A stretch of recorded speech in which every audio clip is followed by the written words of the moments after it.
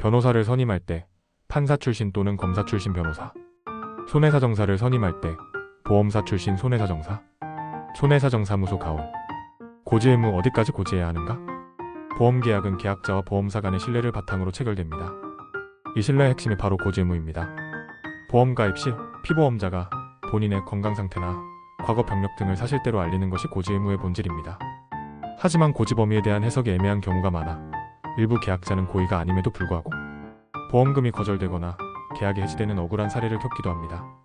고지 의무 위반과 계약 해지 기준. 현행상법 제651조는 중요한 사항을 고의 또는 중대한 과실로 알리지 않은 경우 보험 계약을 해지할 수 있다고 규정합니다. 다만 이 권리는 무제한으로 인정되는 것이 아닙니다.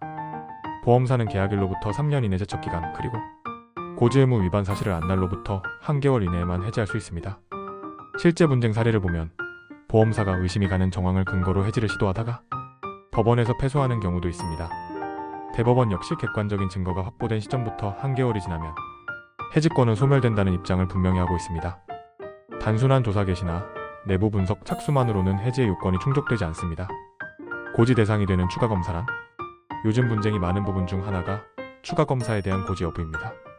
보험청약서에는 종종 최근 1년 이내 추가 검사 재검사를 받은 사실이 있는가라는 질문이 포함되어 있는데 표면적으로는 간단해 보여도 해석에 따라 결과가 달라질 수 있습니다.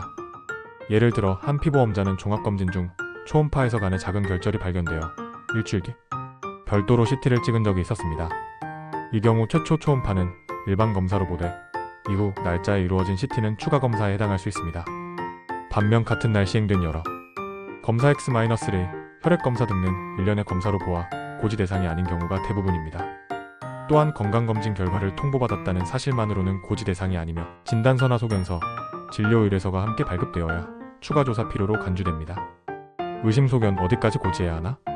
최근 유방암, 갑상선암 등 실손보험과 진단비 분쟁에서 자주 등장하는 개념이 의심소견입니다. 실제 한 사례에서는 청약 이전에 병원에서 혹시 모르니 추후 경과 관찰하세요는 말을 들은 것이 있었는데 보험사는 이를 근거로 고지 의무 위반을 주장하며 진단비 지급을 거절했습니다. 하지만 해당 계약자는 별도의 진단서나 소견서를 발급받은 사실이 없었고 병원 기록에도 질병 코드가 명시되어 있지 않았습니다. 결국 구두상 권고만으로는 고지 의무 위반이라고 보기 어렵다는 점이 인정되어 보험금이 지급되었습니다. 핵심은 문서화된 객관적 증거가 있느냐는 점입니다. 의사의 구두 설명만으로는 고지 의무 위반을 입증할 수 없습니다. 고지 의무 위반이 보험금 부지급으로 이어지려면 보험금이 지급되지 않기 위해서는 단순한 고지 위반만으로는 부족합니다. 다음 두 가지 요건이 함께 충족되어야 합니다. 1. 보험사가 3년 이내에 직권을 행사하고 위반 사실을 안 날로부터 1개월 이내에 계약을 해지해야 합니다. 2. 고지 의무 위반 사실과 보험금 청구 사고 간 인과관계가 있어야 합니다. 예를 들어 위장 관련 고지 위반이 있었더라도 뇌출혈로 입원한 경우라면 인과관계가 인정되지 않아 보험금은 지급되어야 합니다. 대응 전략은 고지 의무 위반 통보를 받았다고 해서 곧바로 포기할 필요는 없습니다. 보험사가 주장하는 위반 사실이 실제 고지 대상인지 사고와 관련된 인과관계가 있는지를 차분히 따져볼 필요가 있습니다. 실제로 현장에서 상담하다 보면 청약 당시 보험 설계사조차 추가 검사 여부를 명확히 설명하지 않은 경우가 많습니다. 이런 경우 계약자가 불리한 해석을 떠안는 것은 부당합니다. 전문가의 조력을 받는 것이 가장 좋습니다. 함께 해당 사항이 고지 대상인지 해지 요건이 충족됐는지를 면밀히 분석하고 불합리한 계약 해지 또는 보험금 부지급에 적극적으로 대응하는 것이 필요합니다. 손해사정사무소 가온이었습니다. 감사합니다.